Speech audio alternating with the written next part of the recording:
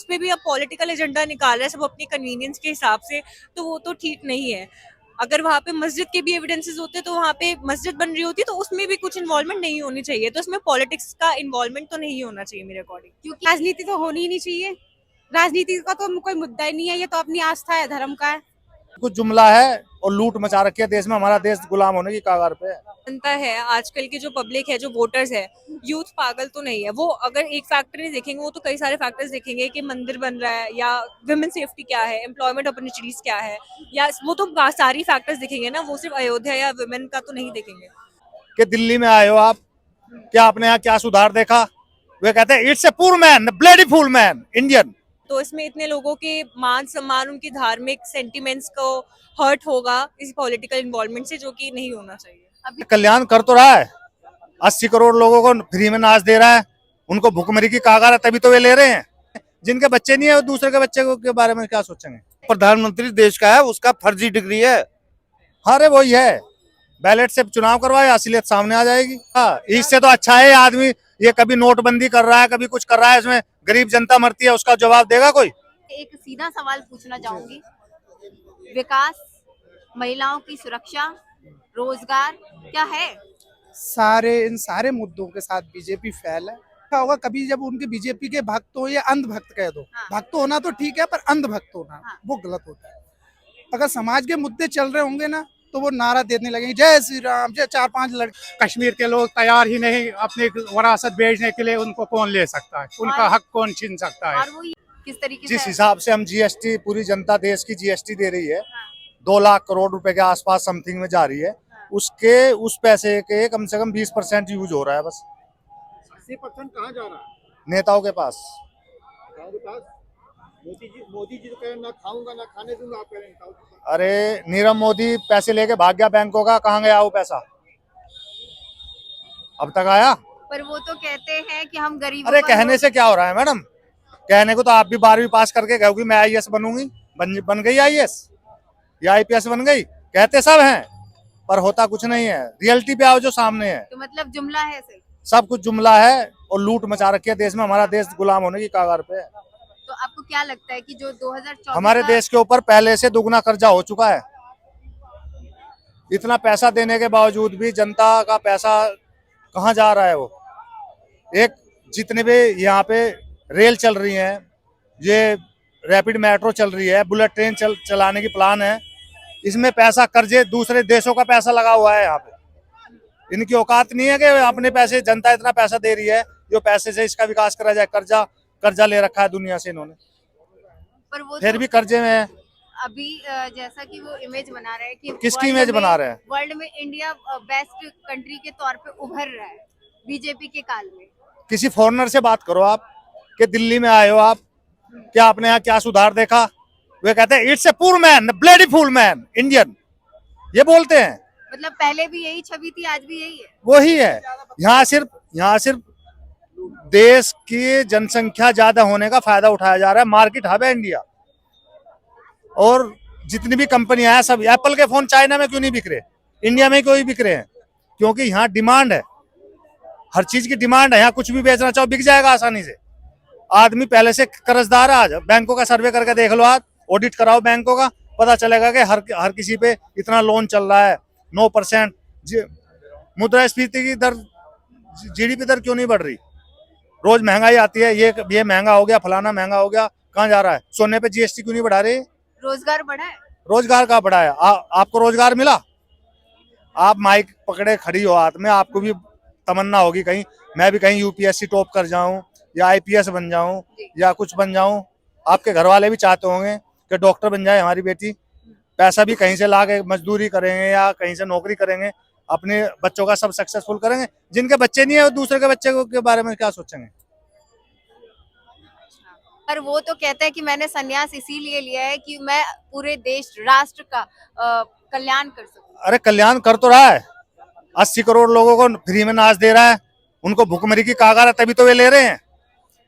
भाई तुम जब तो लोगे जब तो आप भूखे होगे, भूखे नहीं होगे। कोई जब जिसके पास पैसा होगा वो दूसरे से कर्जा मांगने थोड़ा ही जाएगा। तो अनाज देना क्या गलत है?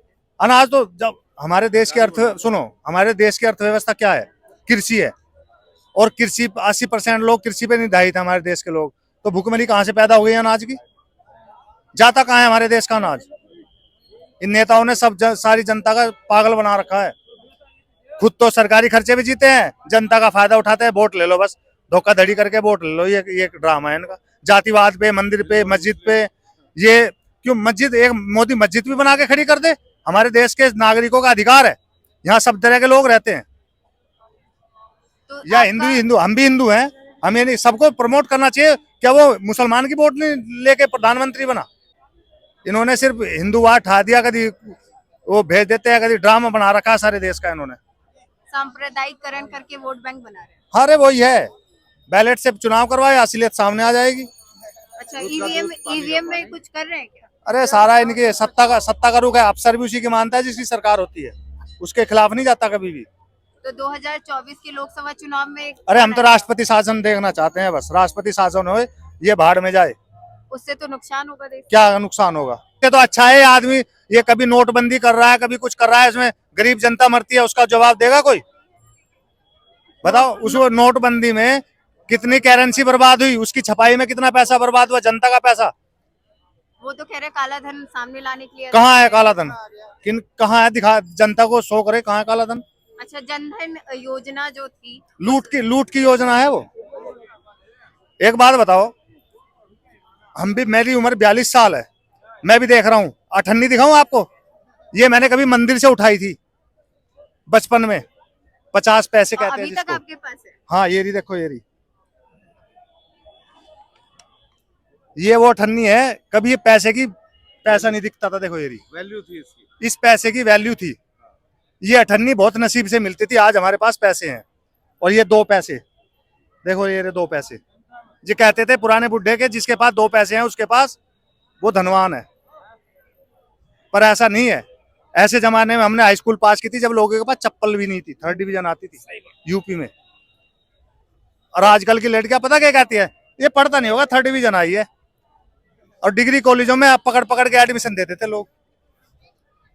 अरे ये फर्जी डिग्री, 4थी पास, पता नहीं क्या क्या है।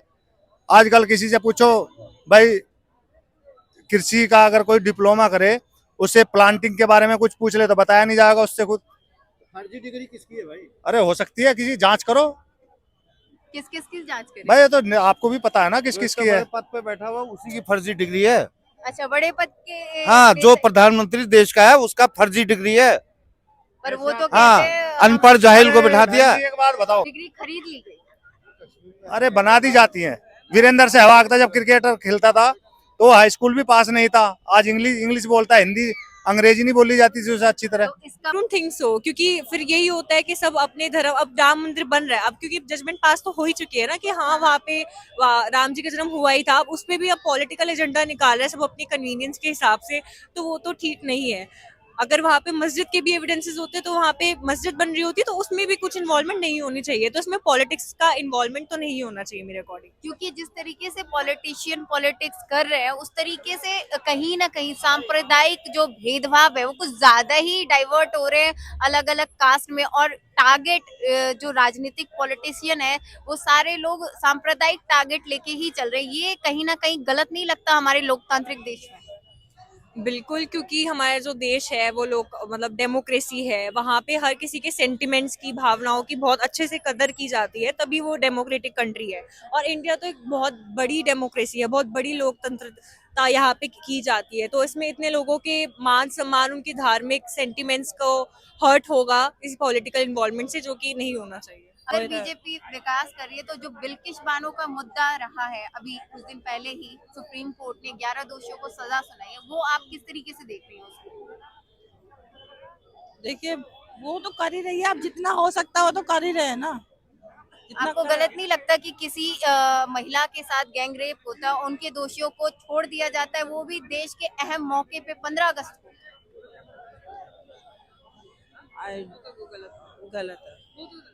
तो कहीं ना कहीं तो गलत हो रहा है ना। हाँ, एक सांप्रदायिक तौर पे एक पर्टिकुलर कास्ट को फोकस करके कोई चीज करना गलत ही है ना। हाँ, ये तो गलत। तो आपको लगता है इस चीज से, इस टॉपिक को लेकर 2024 के लोकसभा चुनाव में बहुत ज्यादा फर्क पड़ेगा बीजेपी पे? पढ़ देखो, भी फर्क सकते तो हो। हर चीज से ही पड़ेगा, क्योंकि जो जनता है आजकल की, जो पब्लिक है, जो वोटर्स है, यूथ पागल तो नहीं है। वो अगर एक फैक्टर नहीं देखेंगे, वो तो कई सारे फैक्टर्स देखेंगे कि मंदिर बन रहा है, या विमेन सेफ्टी क्या है, एम्प्लॉयमेंट अपॉर्चुनिटीज क्या है, या वो तो सारी फैक्टर्स देखेंगे ना, वो सिर्फ अयोध्या या विमेन का तो नहीं देखेंगे। तो आई थिंक यूथ पागल नहीं है, उनको पता है सब क्या चल रहा है, क्या है, सब कुछ पता है उनको। तो वो सारी चीजें। आप स्टूडेंट हो हाँ जी। तो अभी पढ़ रहे हो, हाँ जी।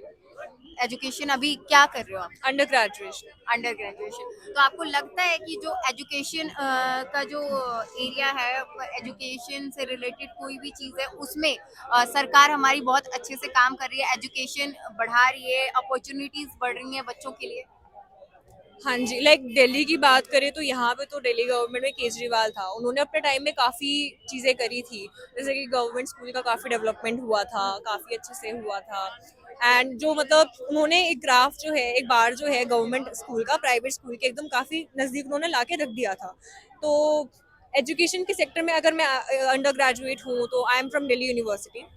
तो वहाँ पे भी अब इन्होंने काफ़ी ज़्यादा स्ट्रिक्ट कर दिया है। पहले अटेंडेंस का काफ़ी ना रेगुलेशन में थोड़ा मिलता था, लूज़ मिलता था बच्चों को, क्योंकि वो कॉलेज के साथ साथ बाकी चीज़ों में भी इनरोल होते थे, वो सीए करते हैं या कुछ और प्रोफेशनल कोर्सेज करते थे, तो वहाँ पे एडवांटेज मिलता था। लेकिन अभी एकदम से इन्होंने बहुत ज़्यादा स्ट्रिक्टनेस कर दी थी अटेंडेंस को लेके, जिससे हम स्टूडेंट्स को काफ़ी ज़्यादा दिक्कत हुई थी, क्योंकि पर ये तो सही है ना कि अगर रेगुलर बच्चे आएंगे तो सही से पढ़ाई कर पाएंगे, सही से पर चीजें बच्चे चल अगर पाएंगी। आते हैं एंड वो कॉलेज के साथ, मतलब कॉलेज वालों के लिए ही तो कर रहे हैं ना, कॉलेज वालों का यूएसपी तो स्टूडेंट्स ही है कि वो उनकी कल्चरल इवेंट्स इतने बच्चे से ऑर्गेनाइज करवाते हैं, एंड प्लस वो स्पोर्ट्स से जो बच्चे हैं उनको भी अटेंडेंस का बेनिफिट नहीं मिलेगा, तो फिर कॉलेज का नाम कैसे होगा, बाकी सारी चीज़। तो जिस तरीके से राम मंदिर पे अभी राजनीति बहुत ज्यादा ही चल रही है, उस पे आपका क्या कहना है?